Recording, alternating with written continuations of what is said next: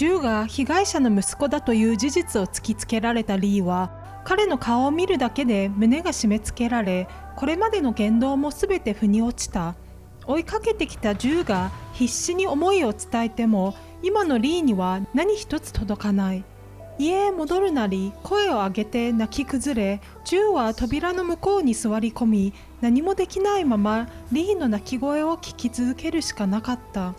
皆さんこんにちは。BL ホリックのムーニンです。ネタバレを含むのでご注意を。では早速始めましょう。翌日、リーは高熱を出して寝込んでしまい、心配した助手が様子を見に来るが、自分がこれほど苦しんでいてもリーの頭から離れないのはジューのことだった。一方、強い無力感に襲われたジューは一睡もせず、過去の事件の真犯人を突き止めるために動き続ける。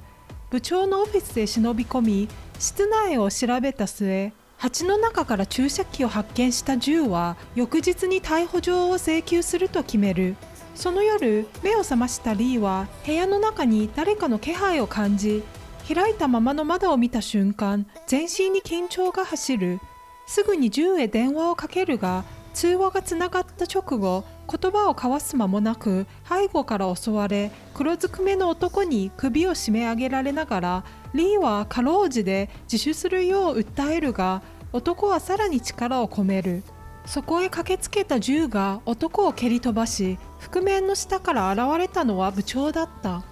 激しい殴り合いの中、部長は当時全員を殺しておけばよかったと口走り、自ら過去の事件の真犯人であることを明かしてしまう。ジューが事件に通報していたため、間もなく警察が到着し、部長はその場で逮捕された。首元が真っ赤になっているにもかかわらず、リーはジューの傷を心配して手当てしようとする。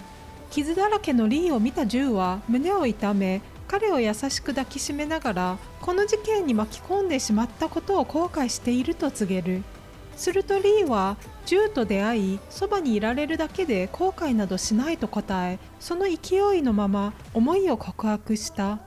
ジューもまたリーを好きになったことだけは計算外だったと涙ながらに打ち明け、その唇にキスを重ねる。その時、ジューは部長の息子を友人検察官と助手の2人に絞り込んでいた。まだ決定的な証拠はなかったが、2人を呼び出して部長を殺人罪で起訴するとわざと伝え、どちらかが先に動くよう鎌をかける。危険を察したジューはリーに家から一歩も出るなと念を押し、自ら部屋中を確認した上で、何より大切なのはリーだと言い残して立ち去った。しかしその直後、助手から休養で会社へ来てほしいと連絡が入り、切羽した様子に押されたリーは家を出てしまう。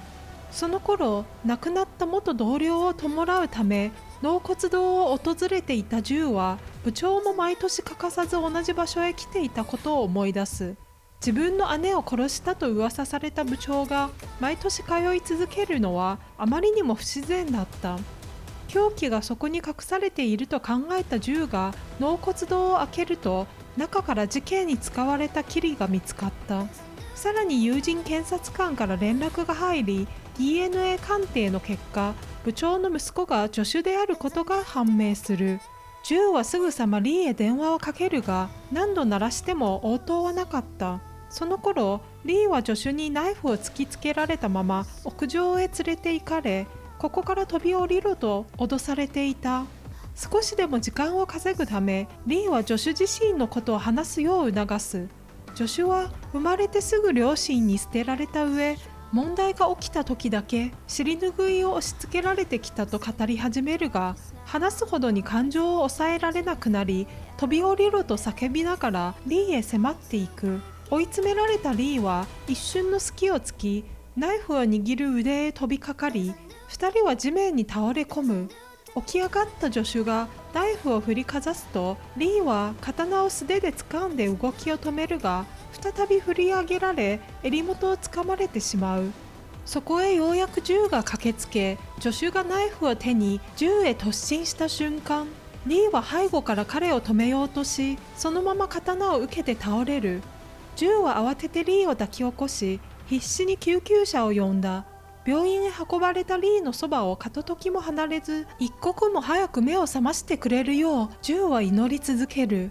その後、部長と長年交際していた恋人のウーが一連の殺人事件を企てていたこと、さらに2人の間には隠し子がいたことまで報道され、事件の全貌が世間に知れ渡った。